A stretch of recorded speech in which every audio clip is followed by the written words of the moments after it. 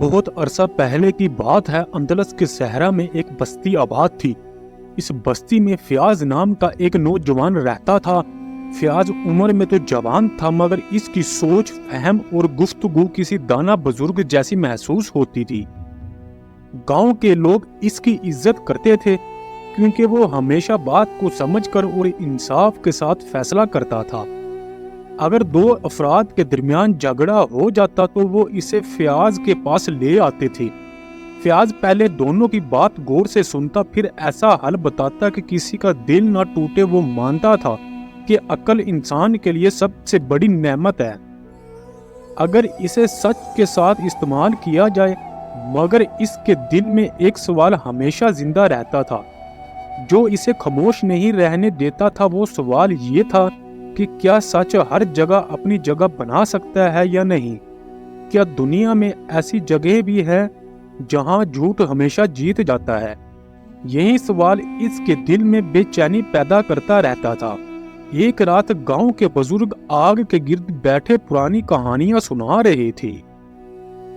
انہی باتوں کے دوران ایک بزرگ نے ایک پر اسرار بستی کا ذکر کیا۔ اس نے بتایا کہ جنگلوں کے پار ایک ایسا شہر ہے جہاں صرف فریب کا راج ہے۔ وہاں کے لوگ مسکراہٹوں میں دھوکہ اور باتوں میں زہر چھپا لیتے ہیں۔ کہا جاتا ہے کہ جو شخص وہاں جاتا ہے وہ یا تو بدل جاتا ہے یا کبھی واپس نہیں آتا۔ اس بستی کے لوگ فریب کاروں کا شہر کہتے تھے۔ فیاض خاموشی سے یہ سب سنتا رہا، مگر اس کے دل میں آگ سی لگ گئی۔ اس نے اسی لمحے فیصلہ کر لیا کہ وہ اس شہر کا سفر کرے گا۔ وہ خود دیکھنا چاہتا تھا کہ سچ کی اصل طاقت کیا ہے۔ اس رات اس نے سفر کی تیاری شروع کر دی۔ اگلی صبح وہ اپنے گھر سے روانہ ہو گیا۔ ماں نے آنکھوں میں آنسو لیے اسے دعا دی اور باپ نے خاموشی سے اس کے کاندھے پر ہاتھ رکھا۔ فیاض نے پہاڑوں، میدانوں اور جنگلوں کا طویل سفر کیا۔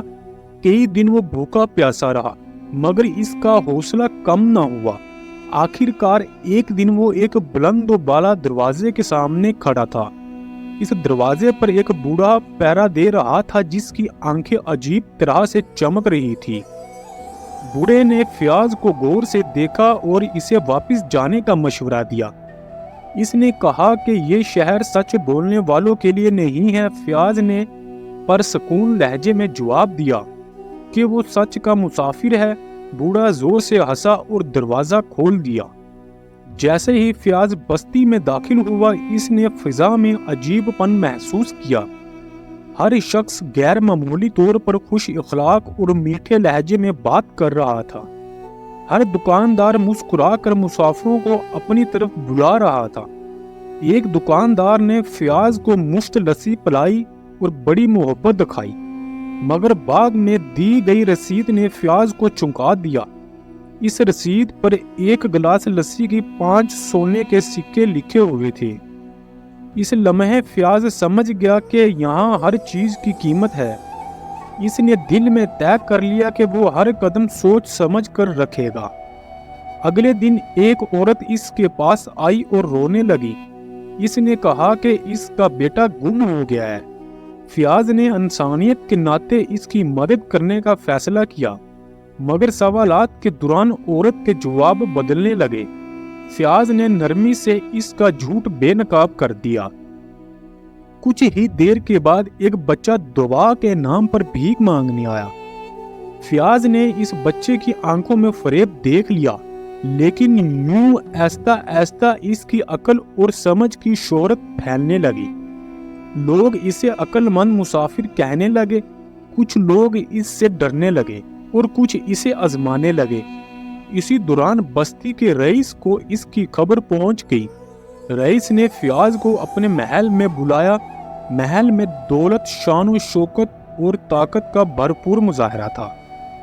رئیس نے فیاض کو دولت اور اختیار کی پیشکش کی۔ اس نے کہا کہ وہ اسے اپنا ساتھی بنا لے گا۔ فیاض نے نرمی مگر مضبوطی سے اسے پیشکش کو ٹھکرا دیا۔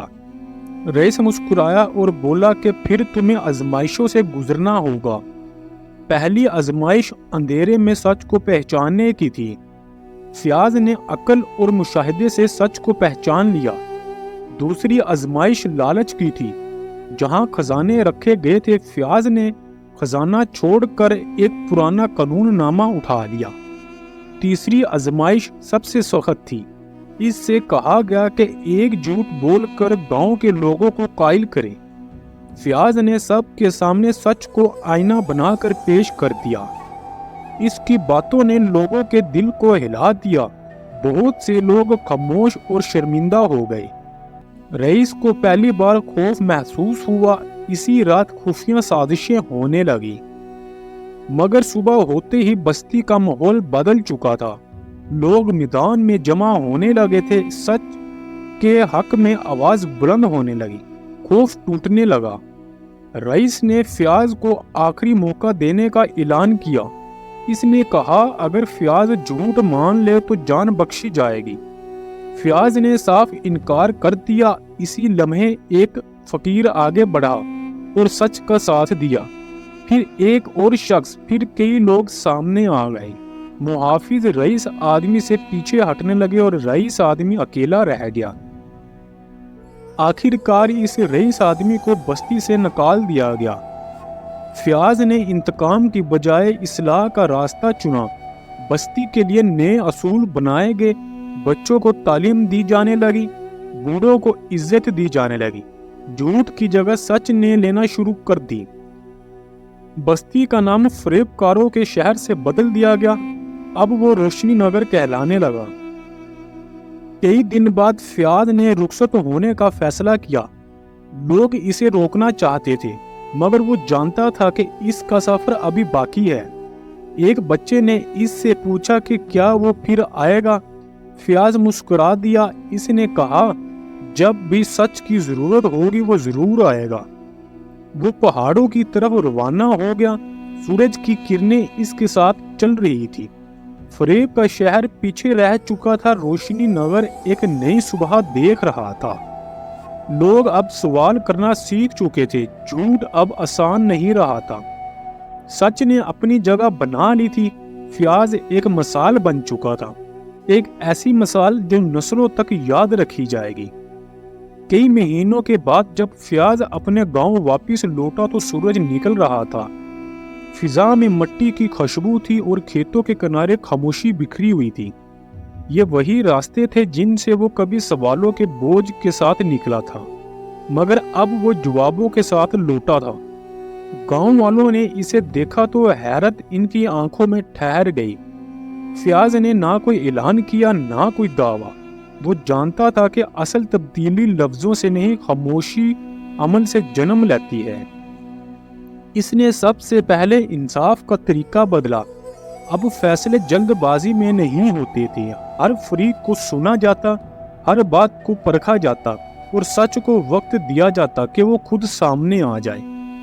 اس نے گاؤں کے بیچ ایک سادہ سی جگہ بنوائی جہاں لوگ ہر ہفتے جمع ہوتے۔ وہاں امیر اور غریب میں فرق نہ تھا، ہر آواز کو برابر وزن دیا جاتا تھا۔ بچوں کے لیے فیاض نے تعلیم، کھیل اور کہانی سے جوڑ دیا۔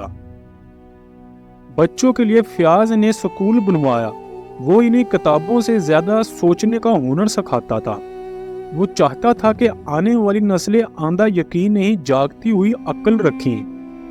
بوڑھوں کو دوبارہ مرکز گفتگو بنایا گیا۔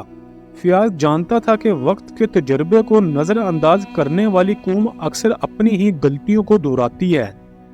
ناپ تول میں کمی کرنے والوں کو تنبیہ ملی، جھوٹی گواہی دینے والے کو آئینہ دکھایا گیا، اور ایستا ایستا گاؤں میں جھوٹ بولنا مشکل ہونے لگا۔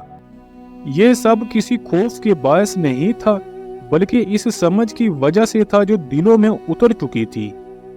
ایک رات کسی نے فیاض سے پوچھا، اگر کل تم یہاں نہ ہوئے تو کیا ہوگا؟ فیاض نے آسمان کی طرف دیکھا اور دھیمے لہجے میں کہا، تب یہ گاؤں خود اپنا نگہبان ہوگا۔ وقت گزرتا گیا اور ایک دن ایسا آیا جب فیاض بوڑھا ہو چکا تھا، لیکن گاؤں خوشحال تھا۔ وہ مسکرا دیا۔ یہ وہی لمحہ تھا جس کے لیے اس نے اپنی ساری زندگی گزار دی۔ فیاض نے آسمان کی طرف ہاتھ اٹھا کر دعا کی اور رب کا شکر ادا کیا۔